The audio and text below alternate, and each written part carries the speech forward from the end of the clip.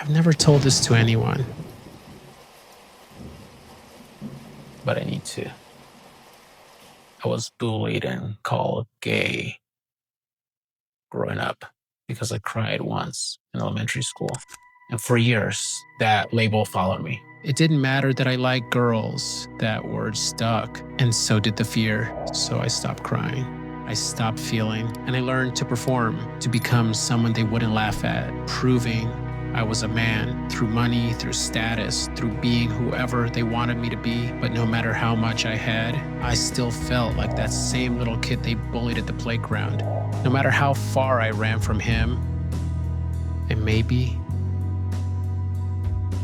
you are still running too.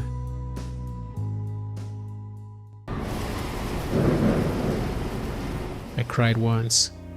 For years, that was enough. Enough for them to decide who I was, to call me names, to call me gay. But I learned the rules. Boys don't cry, boys don't feel, boys don't break. So I built a mask. But no matter what I achieved, I still felt like that kid on the playground who never got picked. Maybe you remember that moment too, when being different made you a target. As if frozen in time. There he is, alone, wishing someone would offer to be his friend. Instead, they mocked him for his speech impediment, laughed at just for existing. So I made a decision. If I couldn't be loved for who I was, I would be praised for who I could become. So I chased it all. Every title and trophy. Then as I went off to college, I joined a fraternity, got in shape, partied every weekend, hooking up with as many strangers, and suddenly I felt accepted. And if you didn't like me, good. I didn't like you either, because if I couldn't be loved, I'd settle for being better than you. But the truth is, I was still chasing the same desire, validation. But somewhere between hate and hunger, I let that anger become my fuel, and I made a promise. They would never get the last word.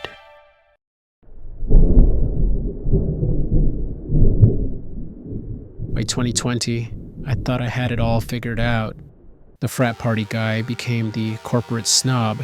The insecure kid became the man with money and titles. I was fortunate and I began earning six figures by the age of 22 while working in tech sales. I traveled. I stayed in five-star hotels and spent money recklessly. Bottle service, first-class flights, anything that shouted status. I grew up poor, so this felt like success. And it felt good. For a while. I like nice things. But eventually, it faded. Like it always does. Because it never silences the voice. The one whispering, "You're still not enough." But then the noise stopped and the silence got louder. For me, March 2020 changed everything. No parties, no flights, no distractions. This period collided with heartbreak. 3 years together.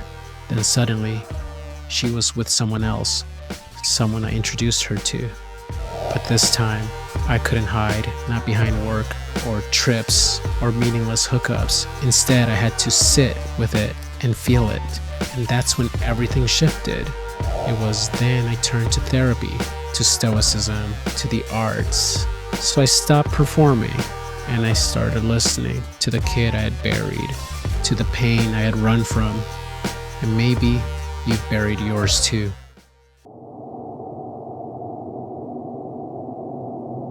For years, I thought I was running toward success. But real control? That only came when we finally stopped running. And that stillness? It's terrifying. Because when you take off the mask, what if there's nothing underneath?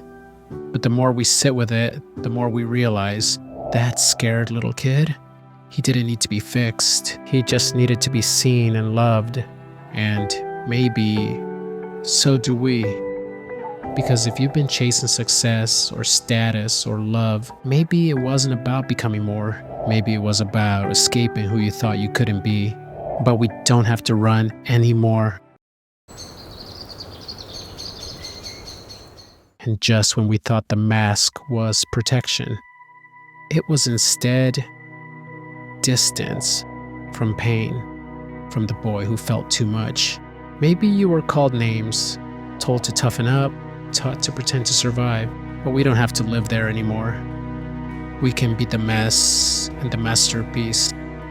Let's forgive the boy who cried, so we can then become the man who no longer hides, as we make peace with the child who just wanted to be seen. Because when we befriend him, we free the adult. And when the mask comes off, we find what's been true all along. We used to hide from the storm, but we learned to stand in it. And as the storm comes to an end, we rise, not as victims, but as proof that pain can build power. Let's raise a glass to the kids who mocked, labeled, laughed at us. Dear bullies, thank you. You didn't break us. You revealed what couldn't be broken. And if you've made it this far, maybe you're already starting to believe that